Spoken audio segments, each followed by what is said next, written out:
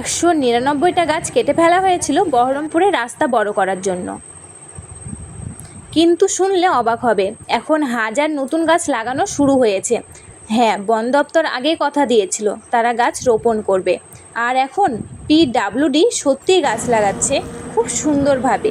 মজার ব্যাপার যেন, এবার গাছগুলো বাঁশের খুঁটি দিয়ে নয়, লোহার খাঁচার ভেতরে লাগানো হচ্ছে, যাতে গরু ছাগল খেতে না পারে আর গাছগুলো ঠিক মতন বড় হতে পারে।